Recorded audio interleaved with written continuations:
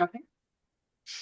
All right, welcome UA Little Rock graduate students, and congratulations on getting to the point where you are thinking about formatting your thesis or dissertation.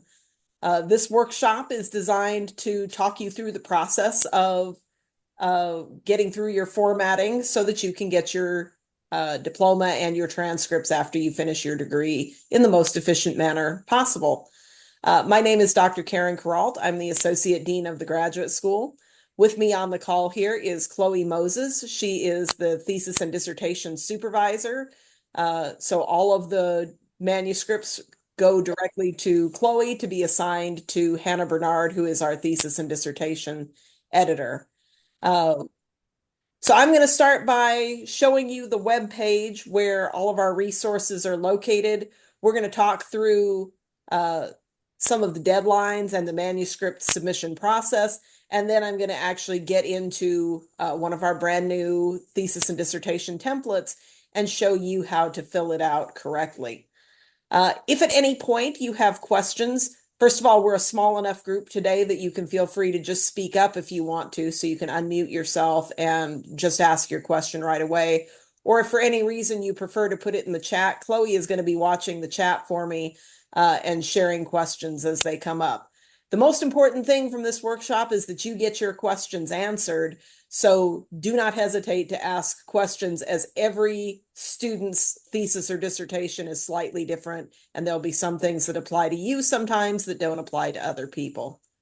Okay, with that being said, I'm going to begin by sharing my screen and show you how to get to the thesis and dissertation formatting resources.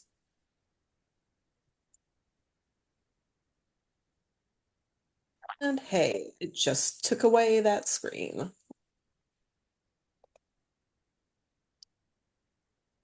Let me fix my browser.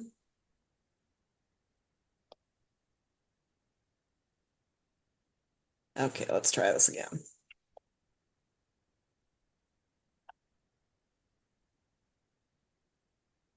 Okay, so you should be seeing the homepage of the graduate school at ualr.edu/grad school. And when you get ready to submit your manuscript to us, the first place you're going to want to come to is this link labeled current students. So notice that underneath the graduate school banner, there is a horizontal menu to navigate. So you want to go past future students and hit current students. And on the current graduate students page, the thesis and dissertation guidelines are this third link right here. So I'm going to click that. Okay, you can walk through this web page chronologically to get everything that you need for the submission process, but I'm going to cover the stages with you and give you the opportunity to ask me any questions that you may have about them. So there are 5 basic areas that you need to be aware of. Number 1 is our formatting requirements, templates, and videos. We're actually making the video for this section right this minute. The deadlines for submitting your manuscript, how to submit your manuscript for formatting check, uploading your manuscript to ProQuest and completing your revisions, and then finally getting your diploma and transcript for the degree. So as you scroll down to the formatting requirements, templates, and videos, you'll see that you can download from this link here a PDF that contains the guidelines that all theses and dissertations must follow. The good news is that we have tried to create templates for you that will make it possible for you to not necessarily have to do a lot of that reading. So it is about a 20-page PDF. You can read it to make sure that you've covered everything as well as possible, but you can also just skip right to the template that you want to use. We have 4 templates available. 3 of them are linked here. So we have a template for those of you using Microsoft Word 365, which I created. We have a template here created by Chloe for Google Docs. We have a third template created for those of you who are using Apple operating system for Pages by Hannah. And then Dr. Jan Springer in the Department of Computer Science has also created a LaTeX template. Now, the only way that you can get that template right now is to email Dr. Springer directly. We can provide you with his contact information if you want to use that. And hopefully we'll eventually get it for him and be able to load it directly into this page. So we are recording this video right now, and when we get it uploaded, you'll find that video tutorial right here, and you'll be able to come back and watch any part of this anytime that you want to. But you're also welcome at any time to contact our office to get assistance, and you don't have to wait until the manuscript is defended. You can make an appointment with Chloe or with Hannah so that they can actually look at your template with you and talk you through any questions or problems you might be having.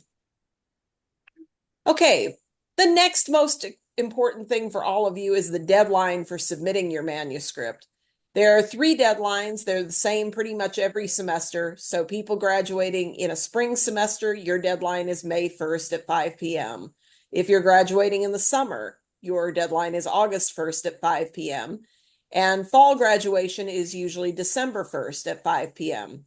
Now, y'all get a 1-day reprieve on this deadline this year because it happens that December 1st falls on a Sunday. So now the deadline for this semester will be December 2nd. That's the Monday at 5 p.m. The only thing that's tricky about that is the way that this schedule is the way that this semester is scheduled.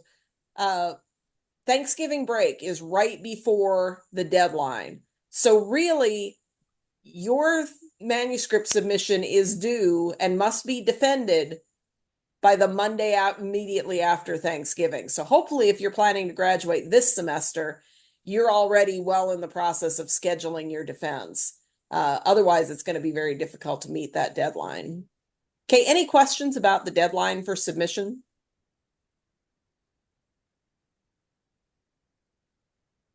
Okay, we'll continue. When you are ready to submit your manuscript for formatting check, you'll click this link right here that says Thesis and Dissertation Google Form. That's going to take you to a little form where you'll fill out a few fields. You will attach your PDF, and it is important that it be a PDF. Do not give us a Google Doc. Do not give us a Word doc. It has to be a PDF at the point you give it to us. And you'll click Submit. When you click submit, your manuscript will go to either Hannah or to Chloe, and they will review your formatting. You'll get an email back from them letting you know if there's any formatting changes that we see that need to be made.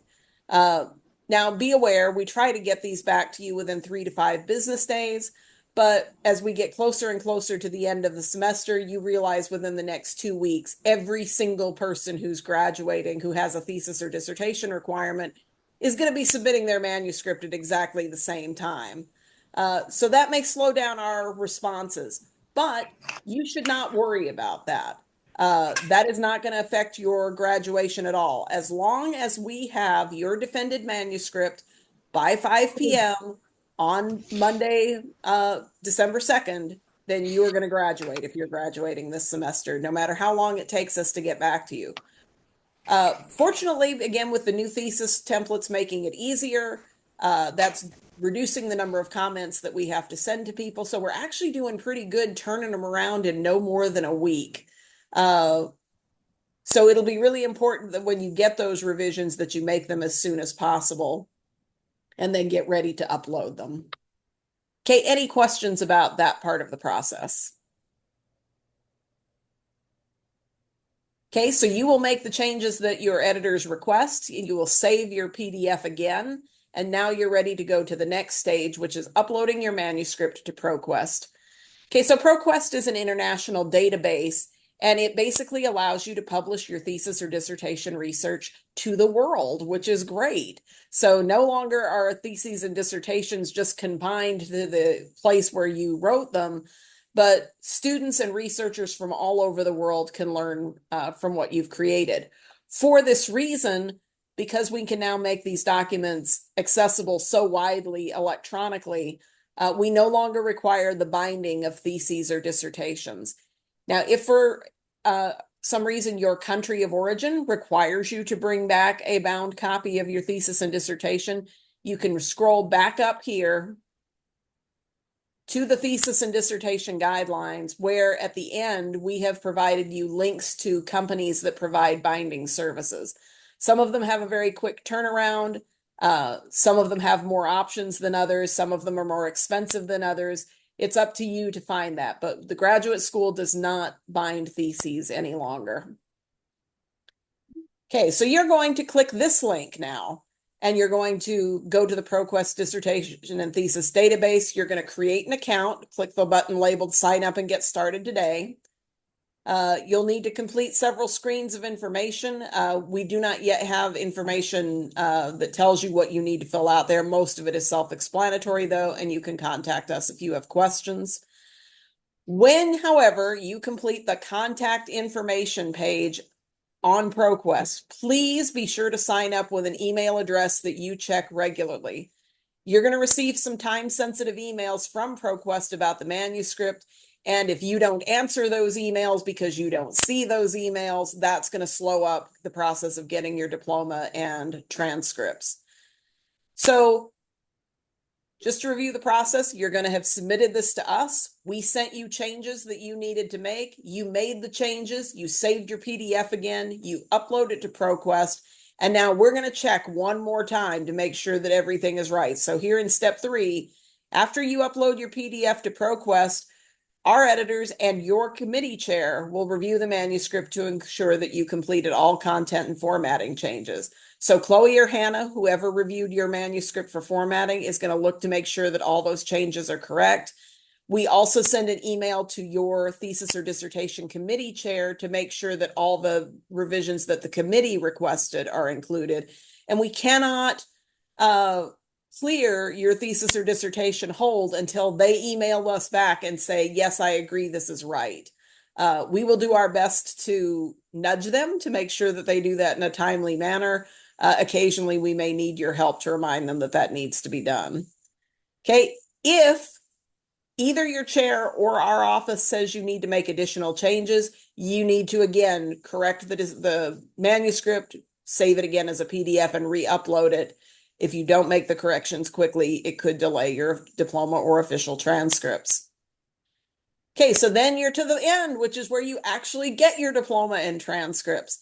So when you submit the manuscript to us for formatting review, or when we get the supervisory committee form from your chair, we place a thesis or dissertation hold on your UALR student account. While that hold is in place, your diploma cannot be mailed to you and you cannot get your official transcripts.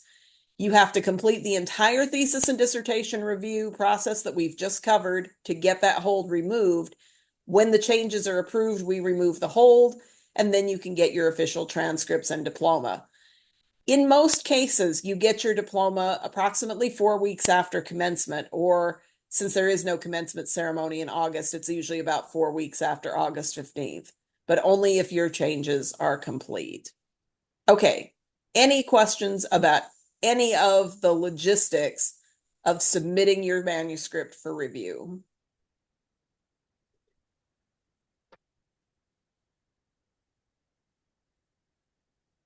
Okay. With that being said, then the next thing that I'm going to do is show you how to format the document if you're in Microsoft Word.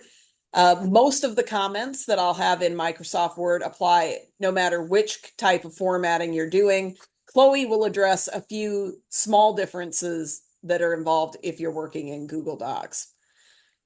Okay, so where you'll go for this is you'll come up here to this link here, pick the template that you want to work with. If you click Microsoft Word 365, it's going to send it to your downloads folder. If you click Google Docs, it's going to make a copy of a Google Doc for you, and then you're going to need to rename it. So I already have the latest version of our template downloaded, so I'm going to stop this share. And I'm going to switch to show you the new version of the file.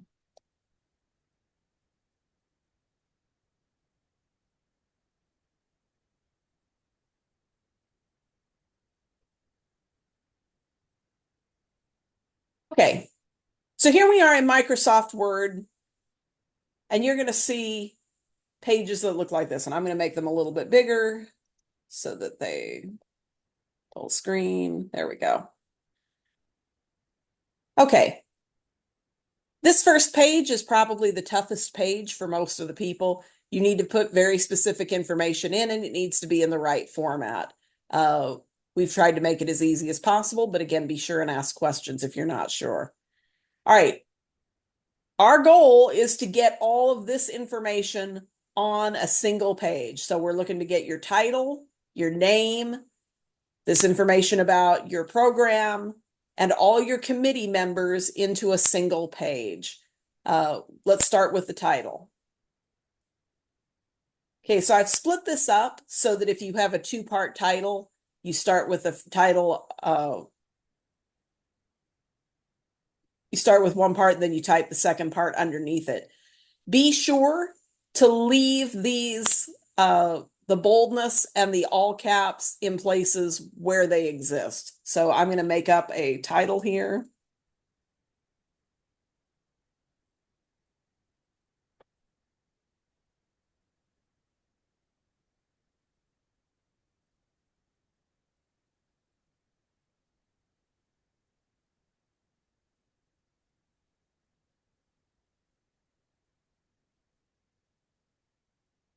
Okay, so try to keep the grammatically relevant pieces together. Try not to leave a single word on a line all by itself. You can even push the margin in a little bit if you need to. You can go to a third line if your title is super long, but then you may have to make some adjustments in size and spacing to try and keep all of the text on this first page. Okay, so notice that the title is in bold. It is in all caps. I have designed this template in Arial, but it doesn't have to be in Arial. So if you personally prefer a different font, or your chair prefers a different font, you can use other options here like Times New Roman is fine, Calibri, Cambria, Verdana, all the academically appropriate fonts. What we don't want to see is any crazy fonts like no Comic Sans, no Papyrus, no Joker Man. Keep it normal and academic looking. All right, next line, your full name as it appears in university records. This means whatever is in Boss or Banner for you right now. So for example, in Boss and Banner, my whole name, including my middle name, is there. So I'm going to type in Karen Michelle Kuralt. Okay, you should make sure that the name that appears in Banner for you is the one that you want on your diploma or on your dissertation, because you can't choose anything else. And if you choose something else and we see that you've chosen something else, we have to change it. You can file a name change request with the Office of Records and Registration if you need to. Again, you should probably do that really soon in order to make sure that you can use the correct name on your preferred name on your diploma and on your thesis. Okay, under here, you're going to type the month and the year of graduation. Notice that there's no bolding on this line, and notice that we are no longer in all caps. Okay, again, you don't type a date here, and there are only three options. It's either December, May, or August. If you're a fall graduate, you type December. Spring graduates type May. Summer graduates type August. So we're going to pretend that this is happening this semester. And I'm going to type in December 2024. That's all you put there. Okay. As you move through the rest of the page, the red highlights areas where you need to make a choice or add in information. And then once you've made your choice, you'll turn that text back to black. So in this case, you have to pick, is it a thesis or a dissertation? Well, we're pretending this is a dissertation. So I'm going to take out the part about thesis like so, and then highlight the word dissertation and change the font color back to black. Okay, in partial fulfillments of the degree of the requirements for the degree of, here are four choices: Doctor of Philosophy, Master of Science, Master of Arts, Master of Education. If you don't see your option there, you can write it in, but I think that covers most of the programs that have a thesis or a dissertation requirement. If you are not sure which one applies, be sure to talk to your program coordinator, or sometimes Chloe, Hannah, and I can answer those questions for you. Since this is a dissertation, it's obviously for the Doctor of Philosophy, so I'm going to erase the other options and turn that back to black. Okay, type the name of your program. So that might be computer and information science, applied science, criminal justice, whatever yours is. Mine would be professional and technical writing.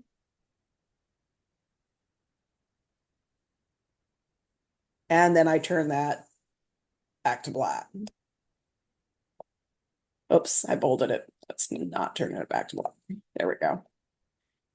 Okay, in the department of, this is where things sometimes get, you need to be sure when you're filling these out that you have your program name right and your department name right. Sometimes they're both the same, but sometimes they're different. So for example, for people in professional and technical writing, our department is actually rhetoric and writing, so they don't match. Now, we will often catch this for you because we will always check when you submit your manuscript to us to make sure that your program title matches what you're actually listed in emboss. But it would save us time and make it faster for us to get comments back for you if you could check this for yourself. And then the last thing that you need to do is in the college of, what is the name of your college? Okay, I'm going to show you two tricky things here. Okay, so if you were in the Department of Rhetoric and Writing, your college would be humanities, arts, social sciences, and education. Okay, if you are in the College of Business, Health, and Human Services, you can fill that out the same. But many of you, I suspect, are in the Donahue College of, so you're in DC STEM, of Sciences, Technology, Engineering, Mathematics. So you have to take out this line and do this.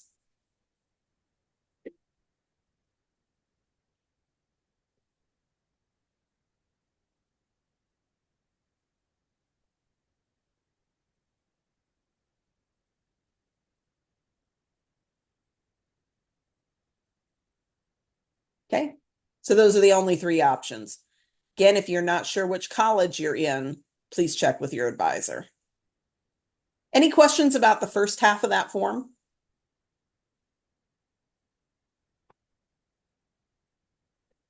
Okay, if not, we'll scroll down to the second most difficult part, which is how to correctly list your committee members. Now, if you've attended a previous workshop, you'll notice that this is a pretty significant change. We are not requiring any signatures on these pages. If again, you have a country of origin that requires you to get signatures, you're welcome to print out a separate page and have the committee sign that, but we do not want any signature pages with physical signatures to go into ProQuest. And that's because ProQuest is an international database. It's available to everybody. Having real signatures in there presents an identity theft problem. So here we literally just want the names of your committee members. And there's a very specific way that we want you to fill them out. So you'll notice that we have committee chair and we say first, what is your professor's name? Notice that we are asking for the name only, no honorifics and no degree titles. So no doctor, no PhD, no MD, no JD, none of those degree credentials, just the person's name. So I'm going to pretend, for example, that my current department chair is here and type her name in. Okay, then the next thing that you put in is their academic title. This is their rank in the university. It is not their job title. So for example, notice that even though Dr. Dawes is the chair of rhetoric and writing, I don't put chair there. I put her academic rank, which is professor. She is professor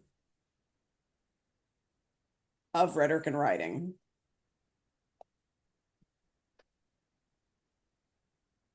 And then once I've made those changes, I turn that text back to black.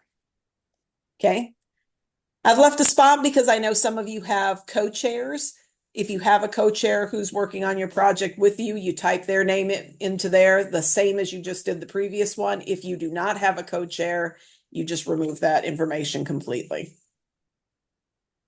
Okay, now notice that when I put in Dr. Dawes's information, I also did not say that she's at UALR. Don't need to say she's at UALR. The UALR logo is here in the top of the thing. Everybody knows that most of the people here are from UALR. But you may occasionally have situations where you have committee members who are not at UALR.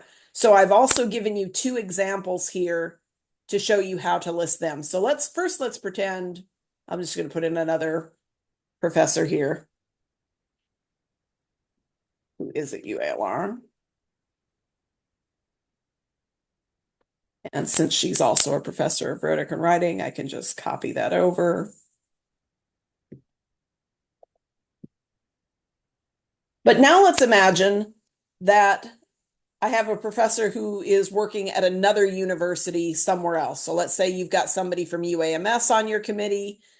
Here's how you would list that person. So we'll put in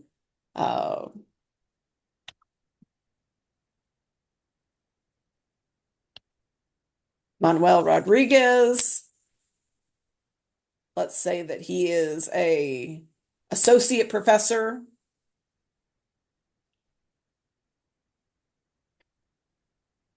of biochemistry.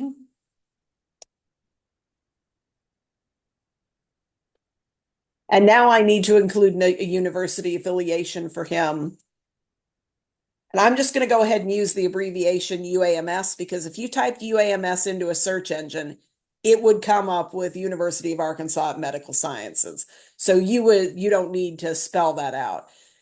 Times when you might need to spell out the full university is if you type that acronym into a search engine and several options come up, some of which are not right, then you need to spell the whole university name out to avoid confusion. Okay, notice that when I finish that, I of course highlight it and change it to black. Okay, but what if you have a community member and they're not on the faculty anywhere? What if they are working in industry in some kind of professional capacity? Well, then we can come in here and again, just type the person's name.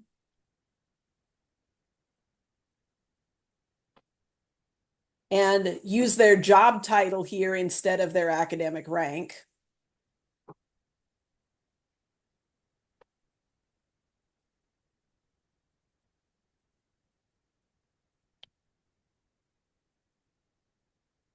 And then with a comma, type in their employer. Okay, again, same rule about the abbreviation of the employer. I don't have to write out National Center of Toxicological Research, because if you type in NCTR, that immediately takes you to the right place. If you think there's any confusion, spell out the name of the employer. And then notice that we've already put in for you automatically that the graduate school dean is Brian Berry, professor of chemistry. You don't need to change anything about that. No need for you to type anything there. Okay, do you have any questions about filling out your committee members?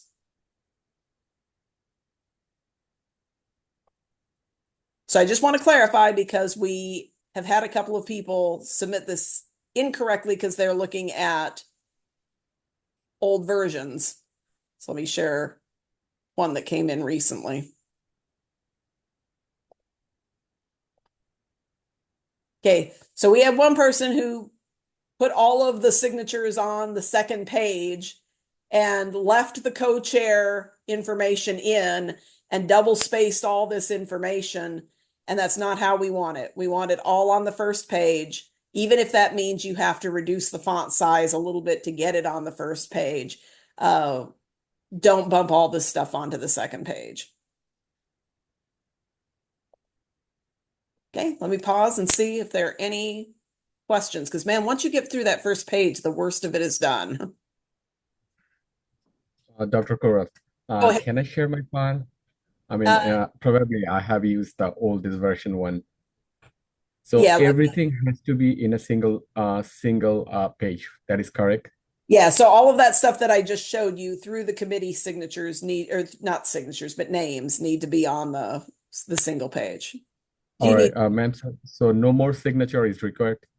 Yeah, that is correct. Now again, check with, sometimes I know international students have different requirements depending on their countries. So if your country wants you to have a signature page, you can do that separately. But when you submit it to us for it to go into ProQuest, you do not want a signature page.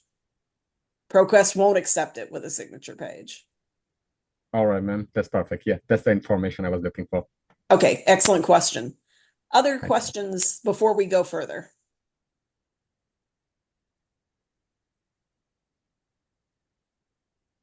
Okay, if there are no further questions, we will move on to the second page. Okay, second page, super easy. There are only 4 fields that you need to adjust. So the first thing you're going to fix is the copyright. And notice that there's this little black by. Oh, wait, you can't see my screen. That's not helpful.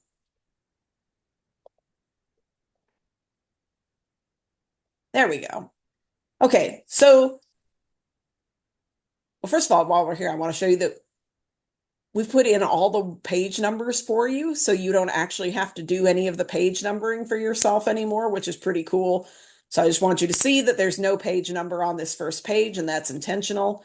And the page number that's up here in the right-hand corner is little Roman numeral 2. Everybody will have this page. Okay, so the first part is you fill out the copyright statement, the year of your degree, by your name as it appears in university records. Don't accidentally erase that by and leave the by in there. Okay, so in this particular case, if you're graduating this semester, this is 2024. Notice there's no month here. And again, it has to be your full name as it appears in BOSS. Okay, notice no all caps, no bolding. Highlight it, turn it back to black. Okay, in the fair use section, all you have to do here is pick thesis or dissertation. So I'm going to take out thesis because I'm pretending this is a dissertation. Same thing down here in the duplication section.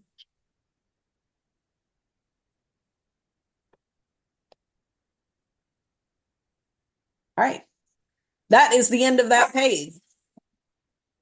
Sorry, my dogs are getting barky. Any other questions about that page?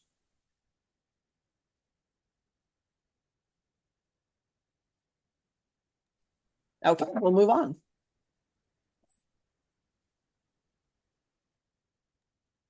Okay, the next page is also a page that everyone will have. This is little Roman numeral 3. This is where you're going to put your abstract. Okay, things that I want you to notice about the abstract is that it should be double spaced. And all you'll need to do is come in here, highlight this text, and you can just start typing the text of the abstract. Now, in all of these places where I have space filler text, I actually have little tips written in for you to talk to you about what to do here. So notice that in here, I said there's no word limit. That's a nice change. ProQuest has taken away the word limit. So you can now put as much in here as you want to.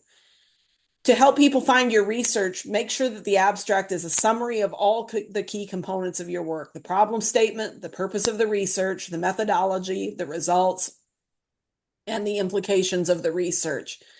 If you leave out some of that information, people may not see the thing that makes them want to download it. So as you probably know, most people don't read the whole document when they're searching for possible sources. They look at the title and then they look at the abstract to decide whether it's worthwhile.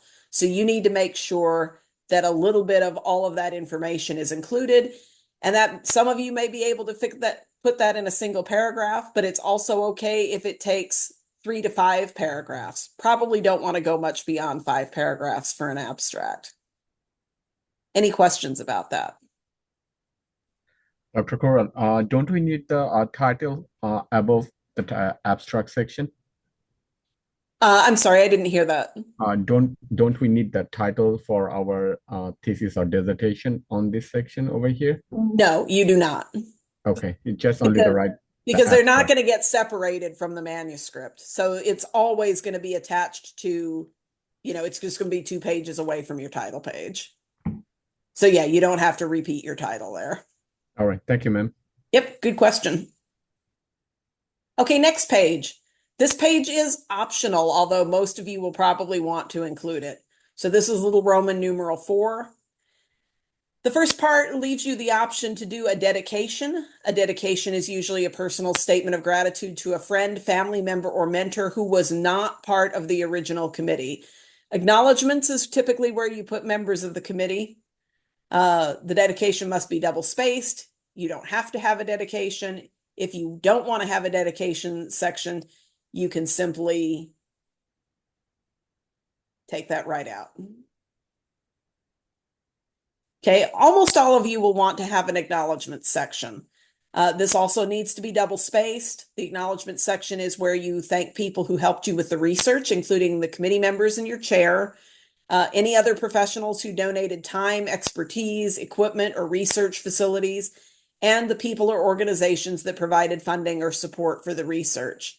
Again, you don't have to have one, but it's generally considered good manners to have one. If for any reason you didn't want to have either the dedication or the acknowledgements, and this is true of any of the optional pages, you can actually delete the whole thing. And let me show you how that works. So I can come in here. Notice I have to put it where the cursor, its last place that a cursor appears. I highlight all of it. And then notice that when that page goes away, the next page automatically changes its page number. So again, you don't have to go in and manually change anything. The page numbers are going to automatically change for you, whether you add pages or delete them. Okay, I'm going to undo that.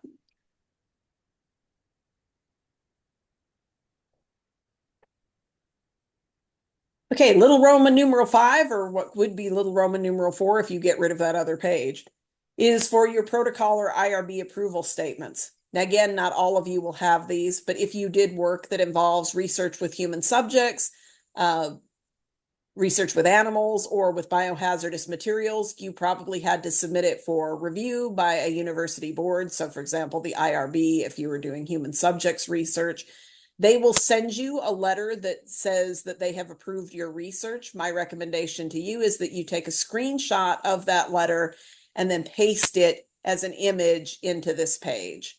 If you do not have a protocol approval statement, again, you can come right in here.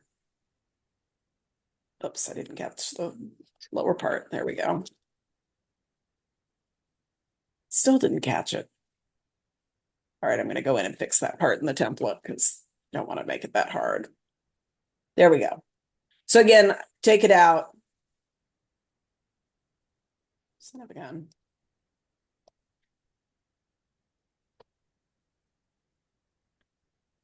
And now it's not. All right, I'm going to fix this in the template. It's not going to be like this when you have to do it. Okay, so it should have turned into little Roman numeral 5 by itself, but it will next time. Okay, once you get past those pages, you're then ready for the table of contents, which is our next tricky spot. So are there any questions about those initial 5 pages before we start getting into formatting the body of the manuscript and creating the table of contents?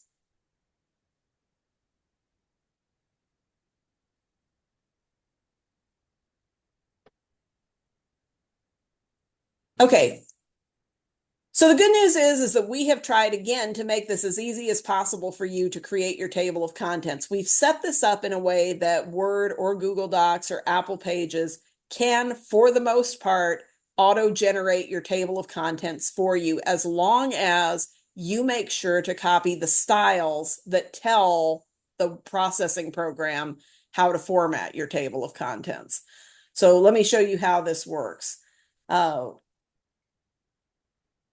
Notice that you actually can have multiple tables of contents for different things. So this table of contents, the main table of contents, includes all the chapter headings and all the subheadings that appear throughout your dissertation or thesis. Then if you have any illustrations, photos, diagrams, etc., they get their own table of contents, because you know some people, they want to just look at the charts and they don't necessarily want to read the rest of it. So they get their own table of contents, which I'll show you how to make here. Tables, for whatever reason, are not considered a diagram or illustration. If you have tables in your project, they get their own table of contents, and that goes here. And then if you have a list of symbols, abbreviations, and nomenclature, that information goes here. And again, if you have this and it doesn't apply to your manuscript, you can just come right in, take out that page, and your page numbers will change. So now let me show you a cool thing. So since I did just take out, in fact, I'll take this one out while I'm here. I'll take out 2 of these pages. And in the past, what that would mean is that you would have to go back and delete them manually out of the table of contents. But the way that we've got these templates set up, you can actually just click one button and update your table of contents instantly, no matter how many changes you made. So I come here, I click the gray area, I do update table. And so notice that I got rid of the list of symbols and the list of tables. And when I click update, boom, they're gone. It already knows that those sections went away, and it already knows it doesn't need the page numbers that it used to have, which is pretty sweet. All right, well, how does it know this? It's because the way that we've formatted the headings in the document tells Microsoft Word what pages pieces of your project are living on. Okay, so I'm going to scroll down to here where we've begun creating the stuff for the body of your manuscript. So notice that once I'm out of all those front matter pages, we're done with all the various tables of contents. Now, when I'm ready to start chapter 1, my page number is automatically changed to Arabic numeral 1 up in the right-hand corner. So you don't have to mess with that at all. And when you're ready, you can come in here to chapter 1 and type the title of your first chapter. Now, notice that at the end of this, I've put style heading 1, and let me show you why that's important. Look up here where this box on the home ribbon says styles. You'll notice that heading 1 is highlighted. This is what's telling Word how to format the table of contents. So it's really important that when you make future chapters that you always copy this heading over into the new pages. And I'll show you in a minute what I mean. But I'm just going to come in here and put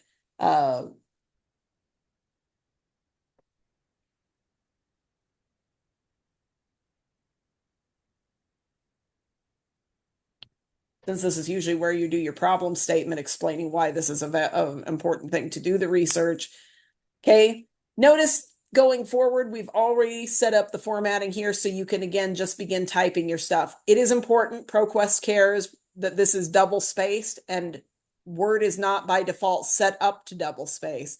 So you want to start typing your information here or copying and paste it, make sure that it comes in double spaced. And not 1.15 or other weird spacings. Let's see, anything else here? Okay, so then when we come down here and you've got your first subheading, like maybe I'm going to start talking about some of the other studies that have addressed this problem.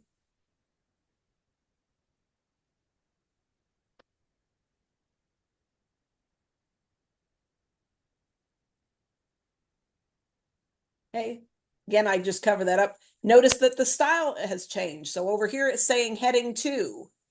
Now Microsoft Word knows that this is a subheading and it's going to format it in the table of contents accordingly. And if you want to see how this works, again, we just scroll right back up. Here's the table of contents. I update table. Boom. Look, my chapter headings have changed.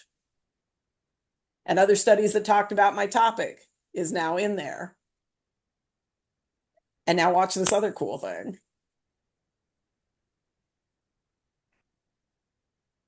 What if your chair says to you, well, you didn't say enough about those first 2 paragraphs. I would need you to add some more paragraphs. And you're like, all right, I'm going to add some paragraphs.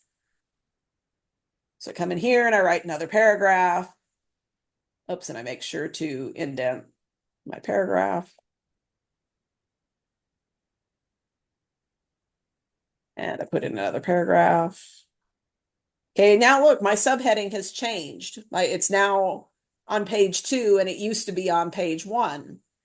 But again, no problem. You don't have to go and manually keep track of that. You again just come back to your table of contents, update the table. Now it says, do you want to update the page numbers only or update the entire table? I always tell it update the entire table.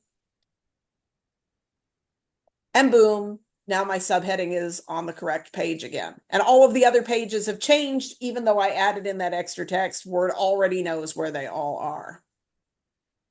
So this is great because now you can just come in and type your information over the tops of the things that we've created. And the only thing that you need to remember is we put in 2 chapters worth of filler space for you. But let's say you need to create chapter 3. Okay, so what I would do if I were you is come in here and grab that heading, piece of the paragraph, come down here, say this is the end of chapter 2, and I'm going to insert a page break so that chapter 3 starts on a new page. Okay, I paste that in there.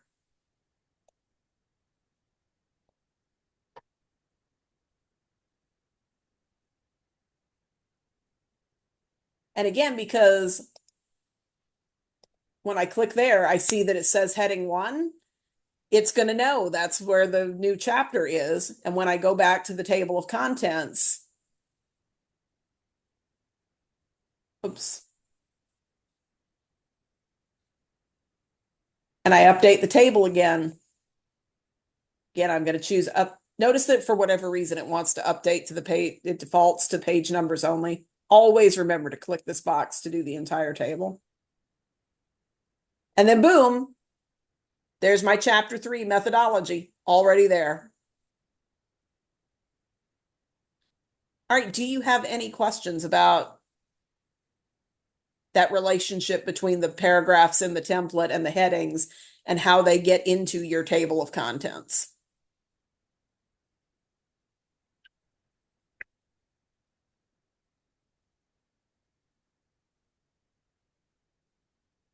Okay, if not, there's one more thing that I want to show you, and then I'll turn it over to Chloe to talk a little bit about how Google Docs handles these little Roman numeral page numbers a little bit differently. So there's a feature that Word has that Google Docs doesn't. I have a question. In Go the ahead. text is going to be single space. Okay, so no, it's going to be all double spaced. Notice this is double spaced. The table of contents is double spaced. The only thing in the whole document that's allowed to be single spaced are these first 2 pages. So like here, you'll notice there's some single spacing. And on the next page, there's some single spacing. And everything else is double spaced. Even between the headings and text. Okay. Yeah, yeah. Yeah, so we're always leaving a little extra white space all the way through there. Excellent question. Thank you. Any other questions before I show you about creating your list of figures? And there is a 1 tab in each paragraph. Yeah, that's exactly right. Good noticing of those details. Okay, so the last thing I want to show you how to do I have one more question. It is left justified, center justified, or right justified? left justified. We actually prefer that you not do full justify because it makes it easier to read. So when this right-hand margin is ragged, it actually helps the reader's eye follow those lines better. Another really good question. Okay, so you'll remember that I said to you that if you've got diagrams or charts, that you need to create a table of contents just for them. And unfortunately, for whatever reason, Word doesn't already set this up for you. So I'm going to show you how to do it because, again, you want to automate this if possible so that if they change position later, you can just go in and update them as easily as you updated your table of contents. Okay, so I'm going to start by erasing the information text, but all of these instructions that I'm giving you right now are written into these paragraphs, so you can go back and refer to them later. But let's say that somewhere about page 3, like this is a good place, maybe I have a photo of something that I need to refer to in the text. So the first thing that you're going to do is insert your photo.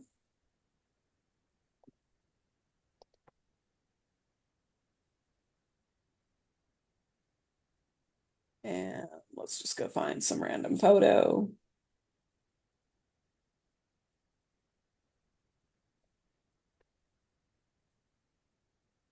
Put a picture of my dog.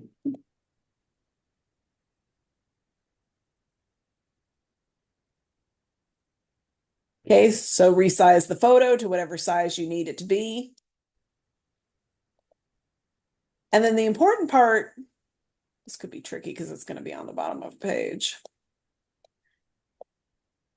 The part that most people don't know how to do is how to put in a caption for the photo that will be linked the same way that your heading styles are linked. Okay, so what we're going to do is after we put in the image, we're going to come to the references section.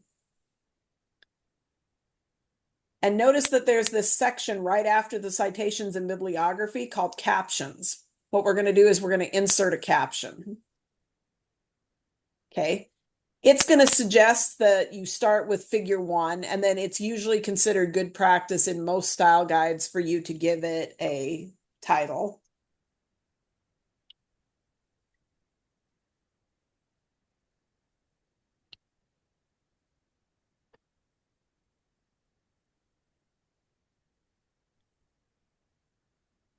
So I'll give it title like so, and then I'll put in the AutoCAD.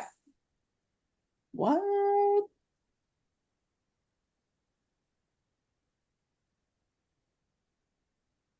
right, something didn't work there. Got this again. Oh, I know what I did wrong. Okay, don't hit that auto caption button. Hit OK instead. Okay, so there it is. Then you come back here, line it up with where the photo is, like so that you've got them figure 1, figure 2, figure 3, all the way through. Check with your. I have a question. I wanna horizontally want to put another photo on the right hand side. You want to put what? Another picture or Oh, another okay, figure on next the to right it. hand side. Okay, yeah, you can do that. So let's.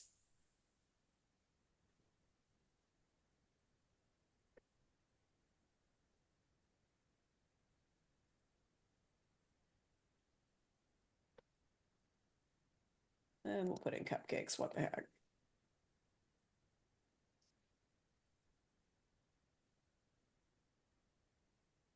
Okay, so notice one of the things with Word.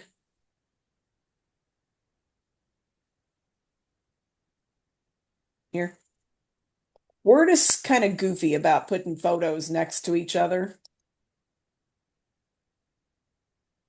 Because I use the text box when I do that. Yeah.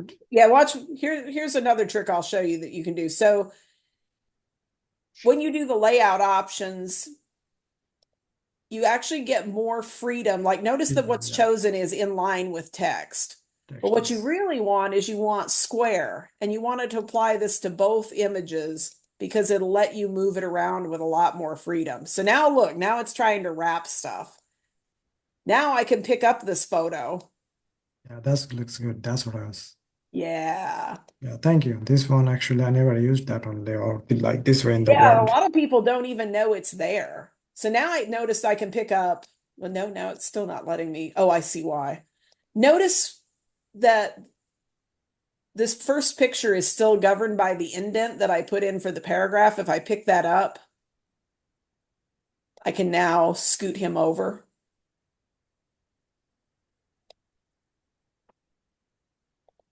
And I actually don't really want this caption to be here, though.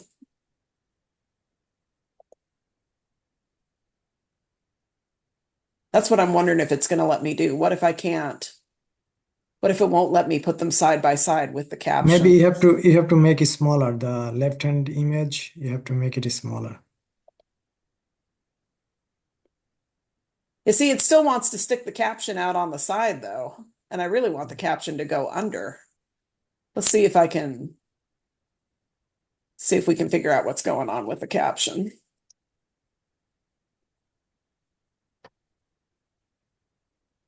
Okay, so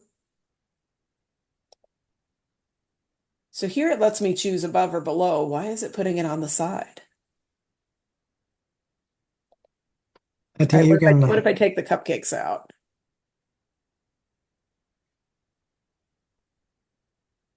Is there any spacing here between the picture? Yeah, so ideally you want the caption to be close to the photo like that. No more than, I mean, if it's single space like this, that's okay. I mean, it could be like an extra space, but like I'd rather have it closer. So, but now what I wonder is wonder if I screwed this up by playing with the text wrap to try to put it side by side, because if now I come in and I do this.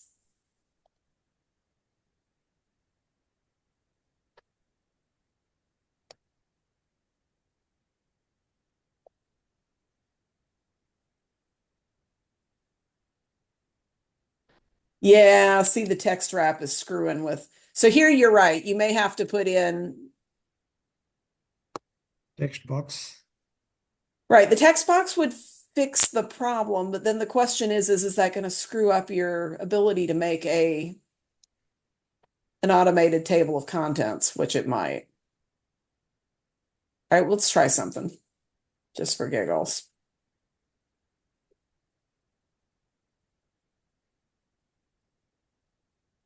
Yeah, this is not going to work. So yeah, if you need to do side by side photos like that, you may end up having to type a manual list of figures, because the problem is that if I put a caption in the text box, I can make it look right, but it won't have the caption tag on it that you get when you do it through the references. Yeah, I mean, I think this had a lot of problem for me, so I wanted to. I'll try to find out if there is any other way, but I don't know. Yeah, I don't.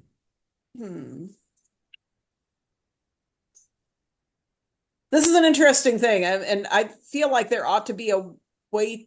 I wonder. Why don't you hang out with me after this workshop for a sec? I don't want to take everybody else's time on this, but there's one Yes. more thing I'd like to try that I think might fix it. Okay.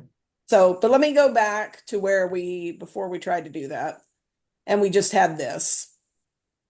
Okay, so now,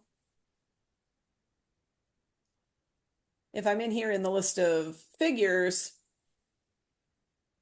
I'm still on the references tab. I can come here now and do insert table of figures. Notice that it will automatically make them hyperlinks for you, so that if people want to go see that part of your project, they can go straight to it, and I can click OK. And then it automatically knows that figure 1 is my dog Zorro and that it's on page 3. And notice that it's a link so that I can control click from here and it automatically takes me. And that's why I want to figure out a way, Mizner, to get your caption numbers in there, because that feature of being able to hyper jump right to the thing and to be able to automatically update your table is just so valuable. So I hate for you to have to go to that extra work if we can't figure out a work around for it. Yeah, thank you. Okay, that is the end of what I wanted to show you guys about Microsoft Word and the formatting process. Do any of you have any questions about the material that we've covered? I think that's all good. Okay. I'm going to hand the time over then to Chloe. She's got 5 minutes to show you. Esmeralda asked that the chapter title have hyperlinks as well. Yes, they do. It's so freaking awesome. And it'll save that so that when you change it to a PDF, they'll still be linked. So that's really freaking cool. All right. So all this stuff is super cool. In Google Docs, though, the table of contents part has one little complication, which is that Google Docs does not know how to make the little Roman numerals. And so you have to do a little extra formatting. And I'm going to stop my share and let Chloe show you how to fix those page numbers for the front matter if you're working in Google Docs. Yeah. So let me do share.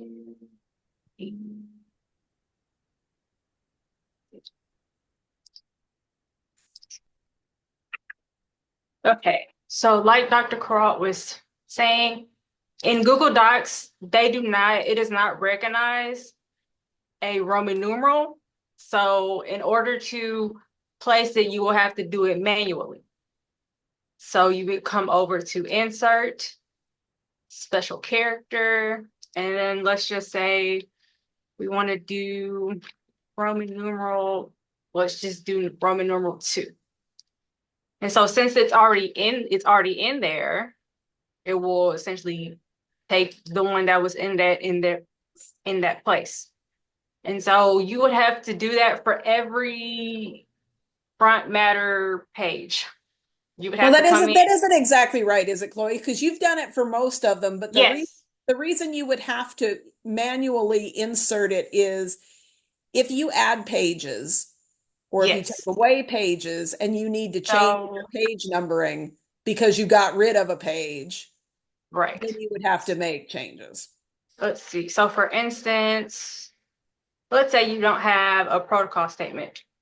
So you essentially highlight it, take it at will. Let's try dedication and acknowledgements. Sure. Yeah. So good. And so it'll move it up.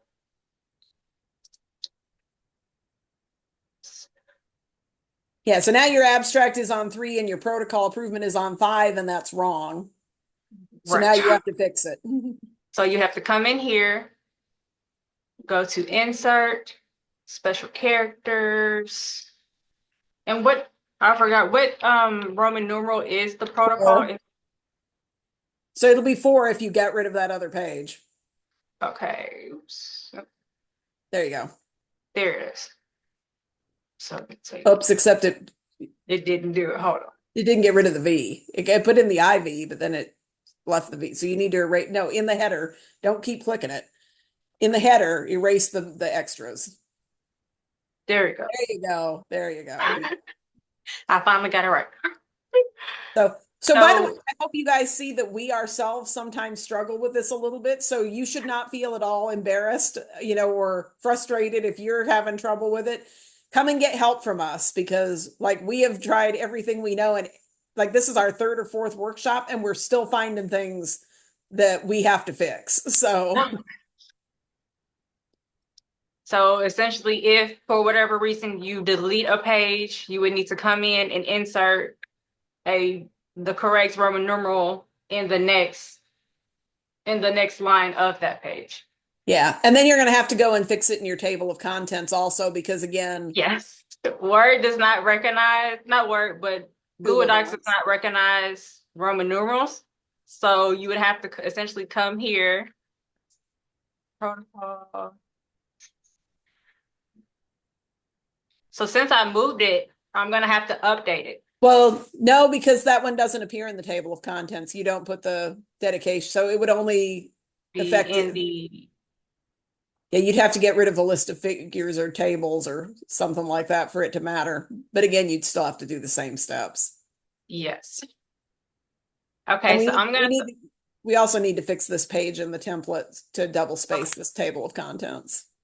Okay, I'm going to make that note.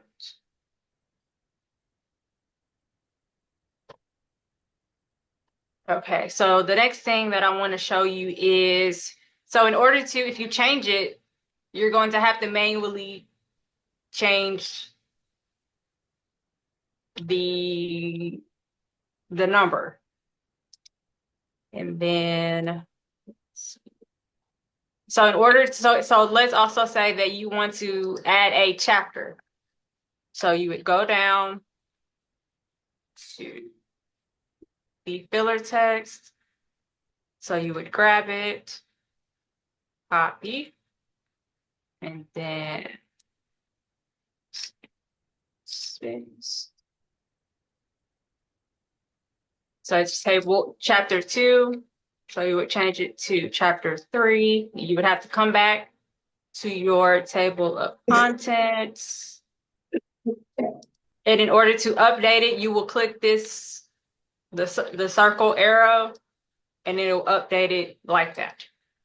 Very good. And I just encountered a problem. Oh no. It changed them back. And it screwed them up. It did. So in this case, you would have to, if for whatever reason it does this, you would have to look, you have to go back to see. Oh, Yeah, but look, it changed it. put page numbers that aren't there. No, and it just put a 0. Okay, wait, scroll past the table of contents. Okay, let's look at this. Look, now those numbers aren't there. That is so wrong. It just, oh my gosh.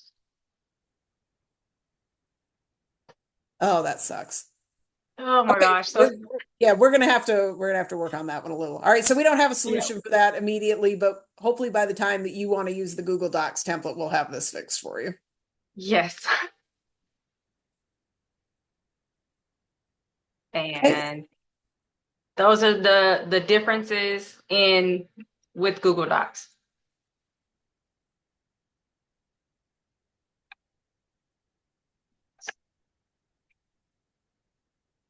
So what do you mean, Esmeralda, by how to in-text cite?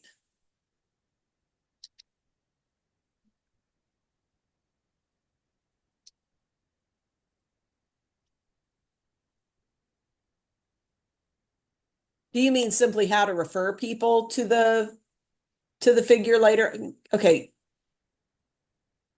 It is a good question about whether or not you can hyperlink the citation to it or not.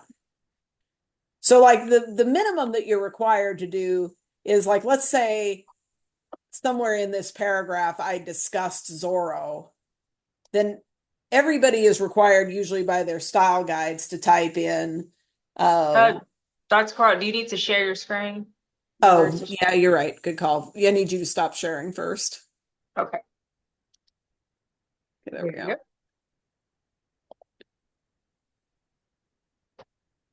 All right, so if I'm here in the paragraph before, and I'm going to refer to this image down here, then usually at the end of the sentence where I was talking about the image for the first time, then I would type,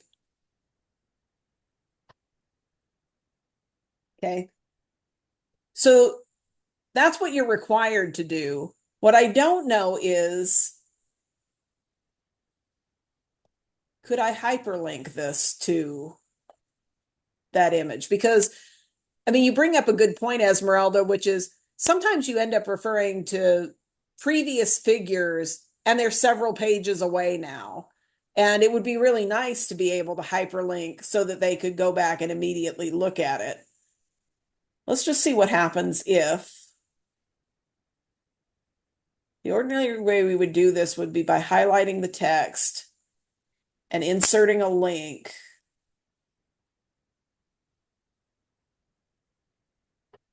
Oh, look, place in this document,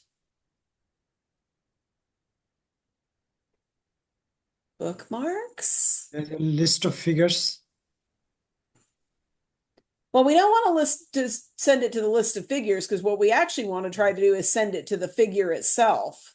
So, yes.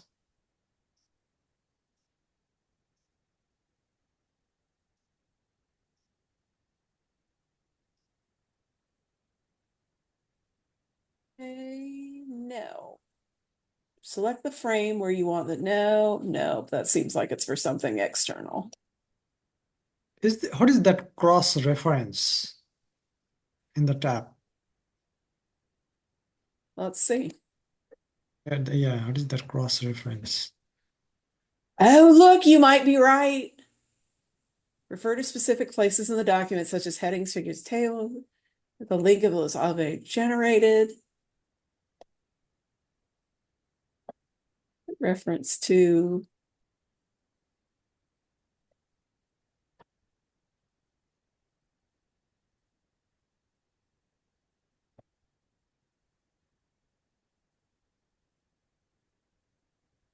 Next paragraph. Text.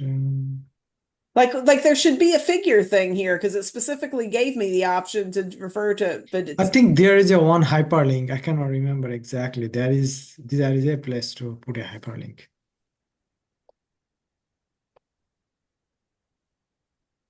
it didn't work the way I thought. I think there's got to be a way to do this, Esmeralda, but we haven't tried doing this before, so I'm not exactly sure how to get it to work.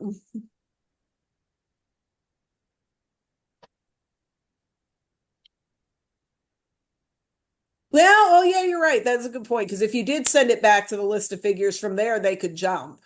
It's just it makes them do 2 clicks instead of 1. It'd be easier if they could do just 1. There's got to be a way to do it. Now you've given me something new to research. Anybody else have a question that applies to their project that we have not covered in this workshop today?